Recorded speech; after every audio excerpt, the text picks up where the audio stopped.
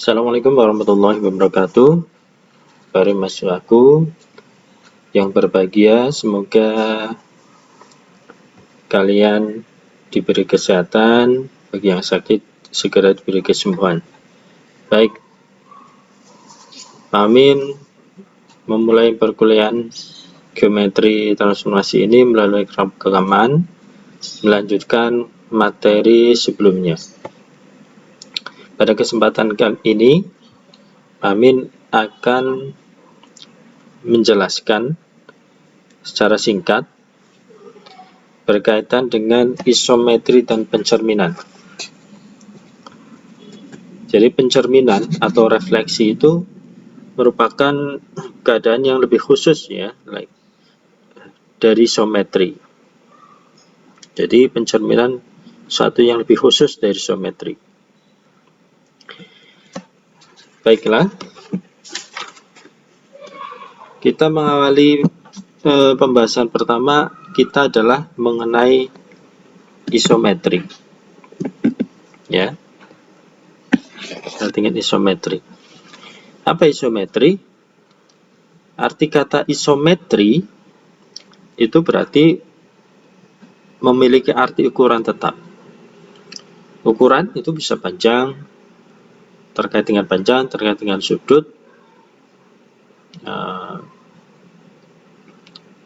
Biasanya itu ya, dua itu. Nah,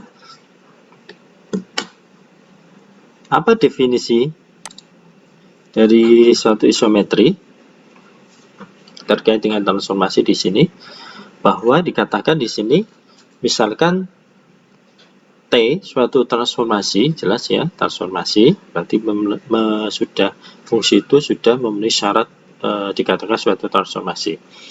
Transformasi T ini disebut isometri jika dan hanya jika untuk setiap pasangan titik P dan Q anggota dari bidang Euclid V berlaku bahwa panjang P aksen Q aksen, panjang ruas garis P aksen Q aksen sama dengan panjang ruas garis PQ. Ya, ini aksen di sini tidak ada ya. Di mana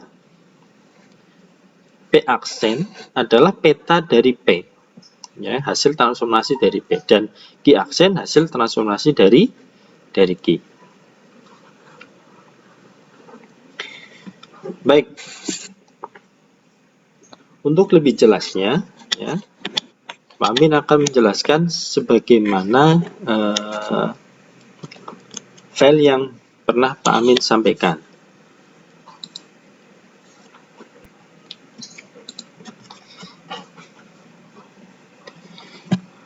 Baiklah, sebagai contoh ya, sebagai contoh di sini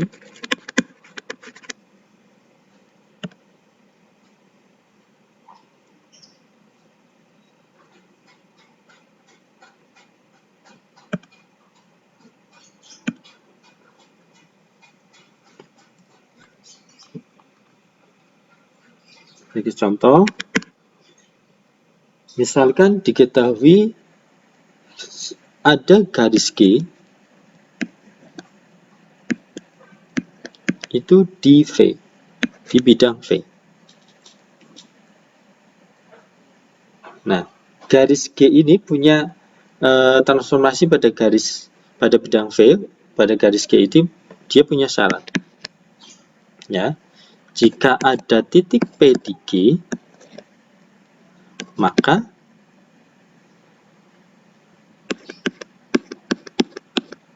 petanya adalah P itu sendiri.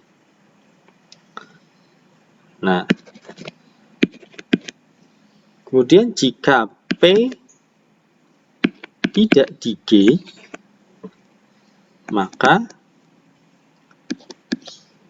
peta dari P itu yaitu P aksen, sehingga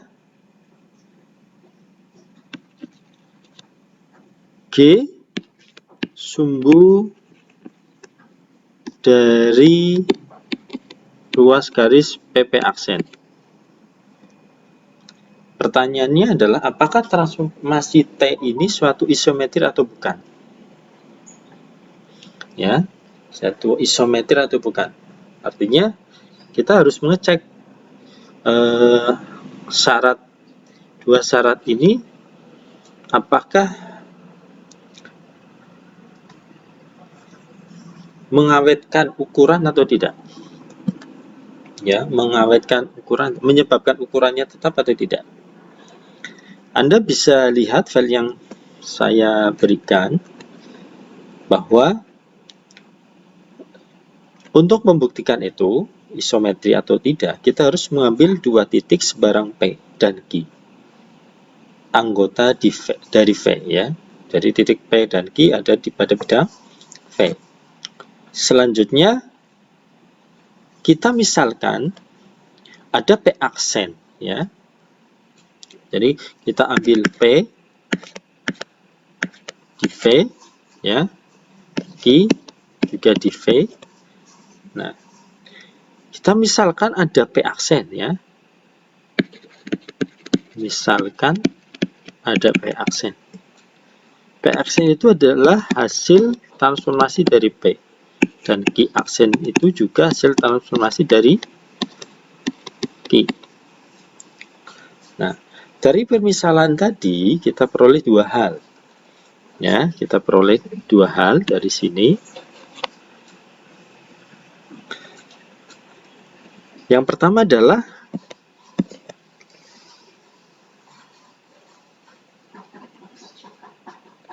G, ya, garis G yang pada bidang V itu adalah sumbu dari PP aksen. Ya, G, ya, garis G itu adalah garis sumbu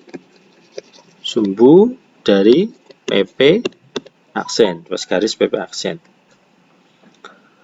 Apabila kita misalkan G, ya, memotong PP aksen, ya, misalkan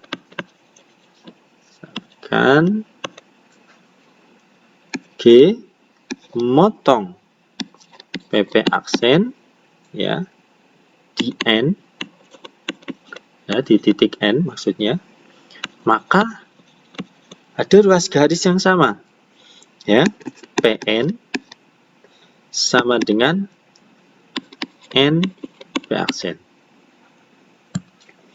Itu. Ya, jadi kalau kita gambarkan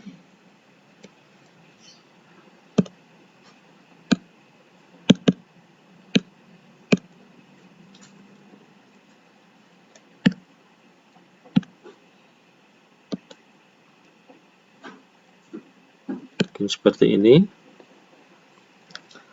ada garis G, ya kan? Ini garis G.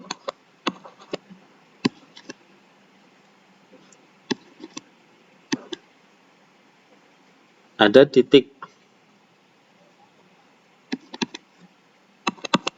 P di sini, ya. P.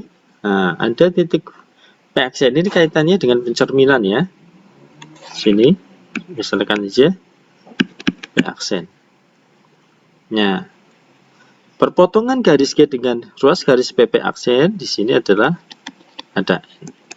Nah, ada dua garis N ada di tengah, ada dua ruas garis yaitu PN dan NP aksen, ya, memiliki panjang yang sama.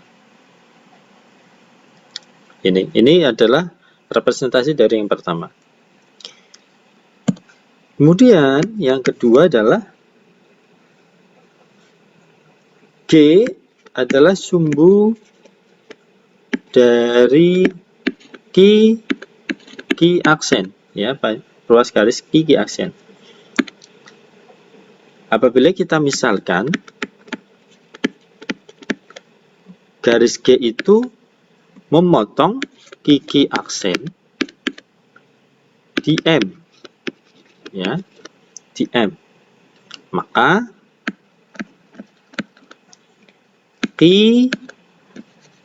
ruas garis QM itu sama dengan ruas garis M Q aksen. Jadi kalau misalkan tadi kita ambil dua titik P dan Q, P dan Q di sini misalkan, ya di sini Q, ya, Q, ada Q aksen di mana itu? Sini misalkan ya, ini Pak Amin gambarnya nggak terlalu presisi, ya. Ini panjangnya sama, dia motong di garis G pada titik N, titik M, titik M, ya, itu. Nah sekarang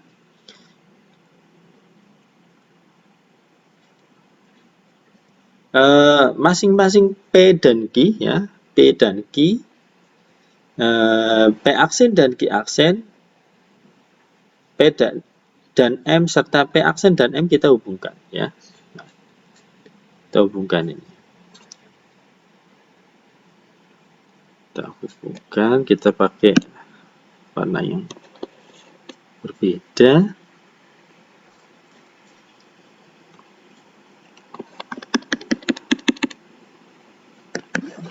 Kita hubungkan, ya. Nah, sekarang kita perhatikan ada dua segitiga, ya. Segitiga PNM, ya. PNM di sini dengan segitiga P aksen NM, ya. Nah, ya.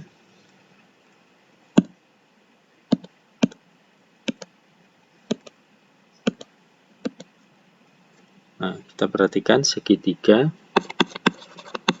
Perhatikan segitiga PNM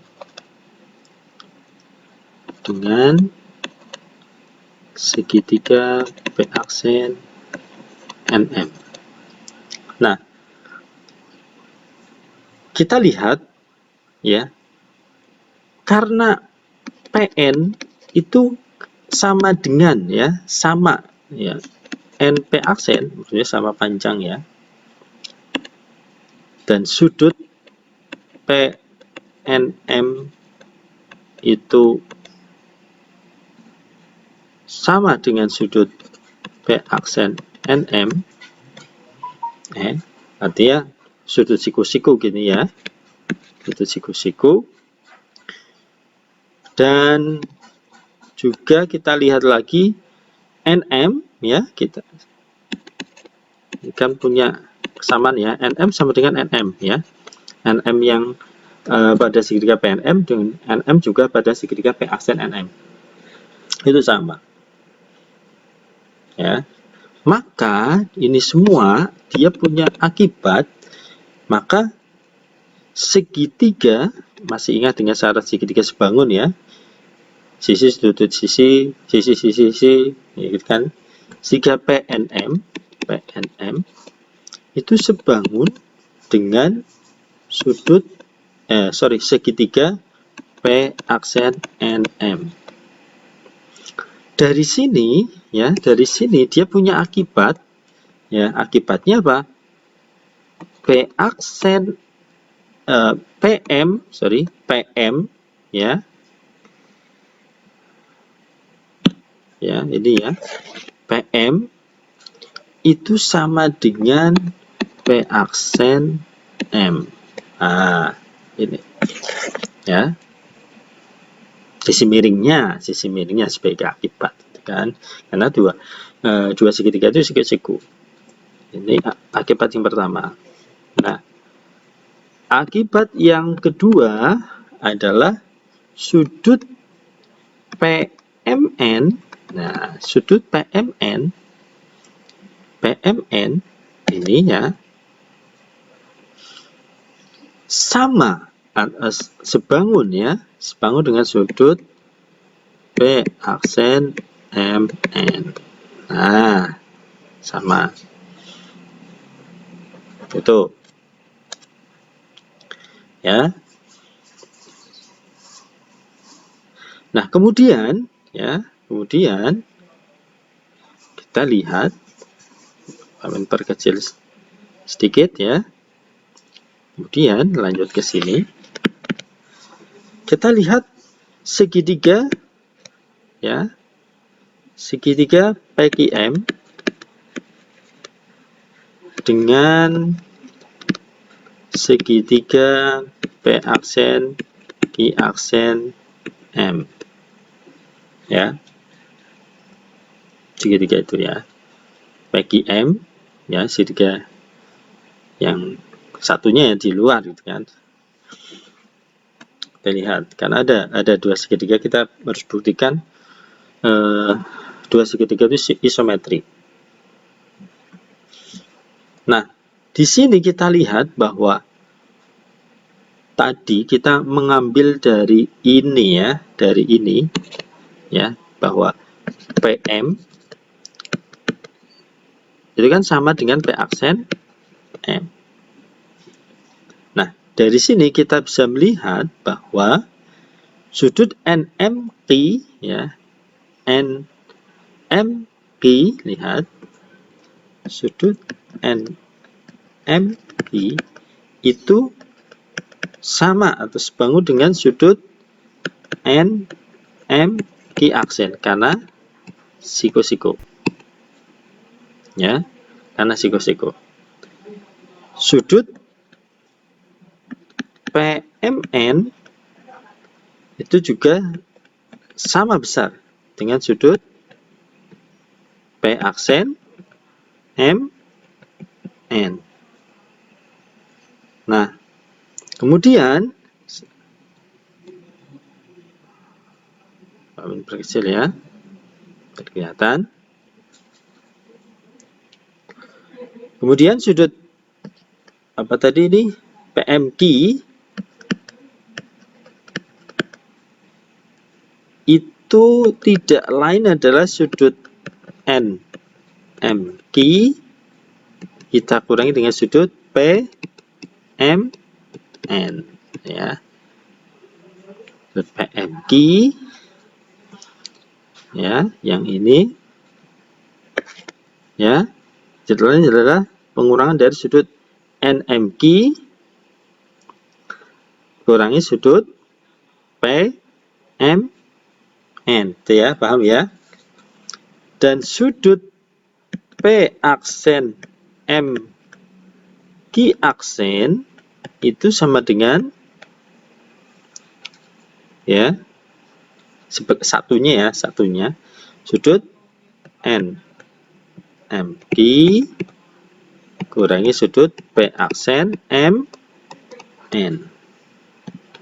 Itu berarti ini karena sama sudut NMQ aksen sama dengan sudut NMQ ya, kurangi sudut PMN.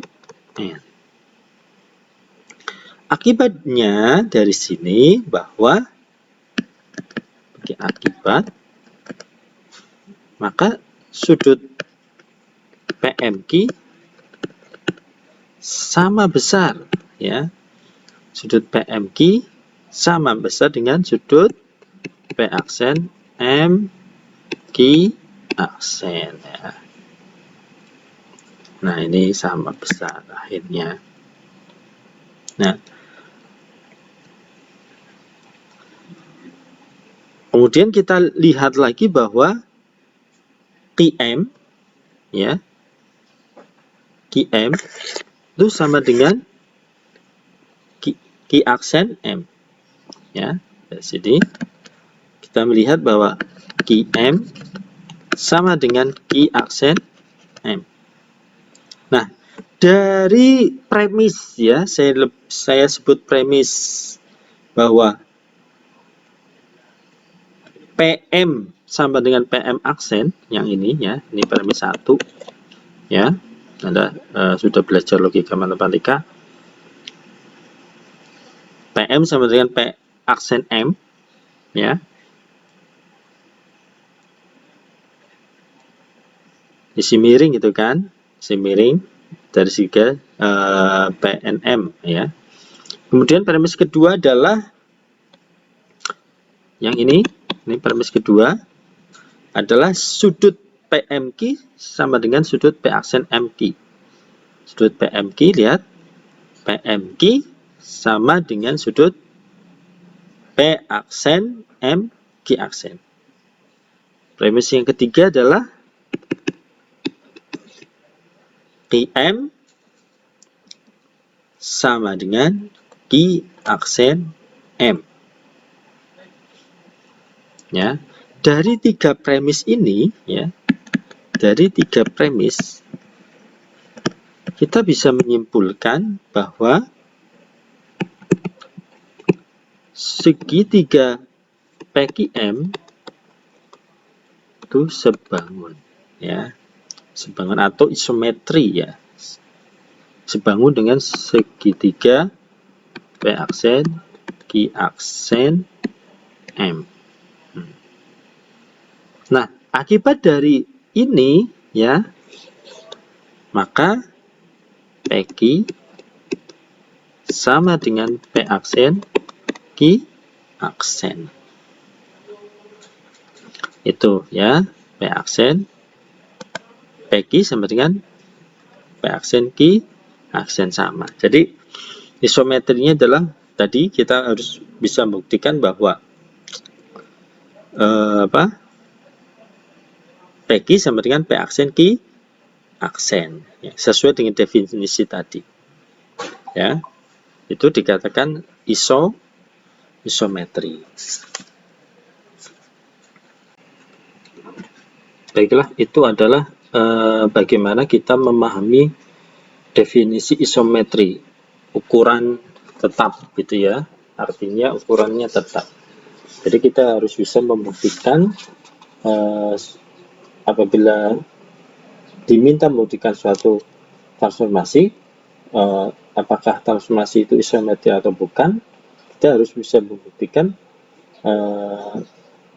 apakah ukuran dari setiap transformasi suatu titik itu akan mengakibatkan jarak, juga akan mengakibatkan sudut itu tetap atau tidak.